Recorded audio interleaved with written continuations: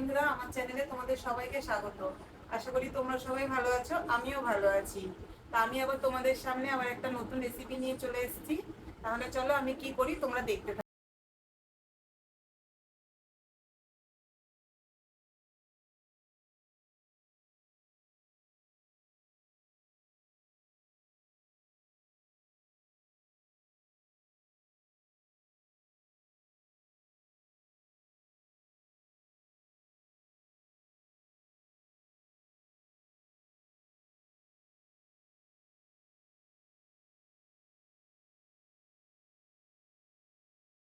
রান্নাঘরে চলে এসেছি। রান্নাঘরে এসে আমি গ্যাস জেলে কড়াইটা বসিয়ে দিয়েছি। কড়াই গরম হয়ে গেছে। আমি কড়াইয়ে এবার সর্ষের তেল দিয়ে দিচ্ছি।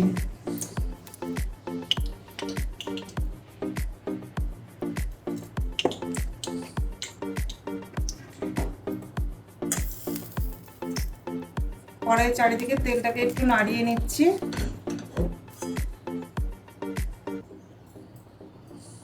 হ্যাঁ বন্ধুরা, এই মাছটাতে আমি একটু লবণ, হলুদ আর কাঁচা সর্ষের তেল মাখিয়ে রেখেছি। তেলটা গরম হয়ে গেছে। আমি এর মধ্যে এবার রাঁধুনি দিয়ে দিচ্ছি। রাঁধুনিটা দিয়ে একটুখানি নেড়ে নিচ্ছি। এর মধ্যে আমি এবার কাঁচা কলাগুলো সব দিয়ে দেবো।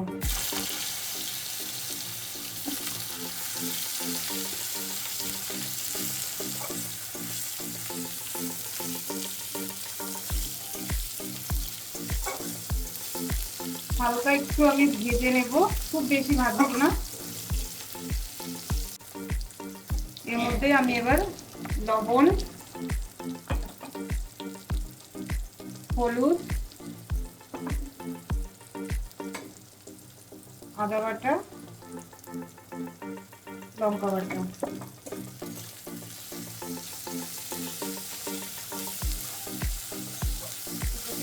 মশলাটা দিয়ে আমি একটু ভালো করে নেড়ে নেব।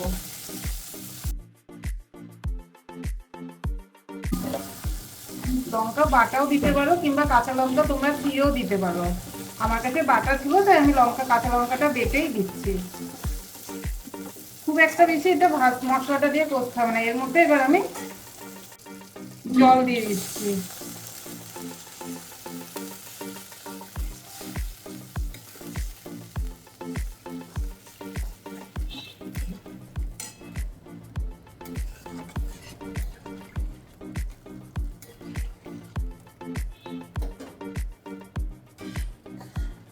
জলটা দিয়ে আমি একটু ঢেকে দেব। এবার আমি ঢাকাটা খুলছি।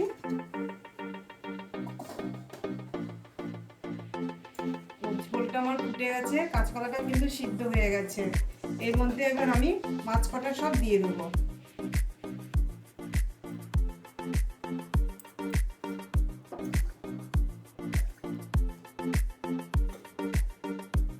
মাছ কটা দেওয়ার পরে আমি এই থানকুনি পাতাগুলো এবার দিয়ে দেবো।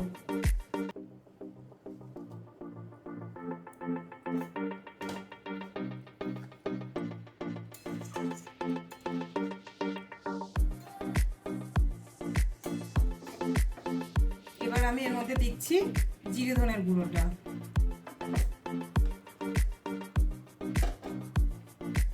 আবার আরেকবার ঢাকা দিয়ে দেবো। দেখো এবার আমি ঢাকনাটা খুলছি।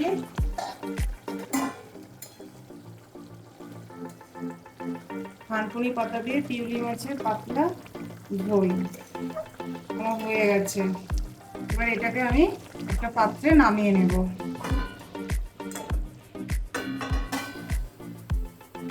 এই গরমে কিন্তু খুব উপকারী এটা খাওয়া। শরীর ঠান্ডা থাকে, পেট ঠান্ডা থাকে। তোমরা বাড়িতে একবার ট্রাই করে দেখতে পারো। বন্ধুরা, আমার রান্নাটা যদি তোমার ভালো লাগে তাহলে তোমরা বাড়িতে কিন্তু ট্রাই করবে অবশ্য করে, আর কমেন্ট করে আমাকে জানাবে কমেন্ট বক্সে। তাহলে বন্ধুরা, তো দেখলে আমি পিউলি মাছ দিয়ে থানকুনি পাতা দিয়ে কীভাবে পাতলা ঝোল বানালাম। তোমরাও এইভাবে বাড়িতে বানাতে পারো।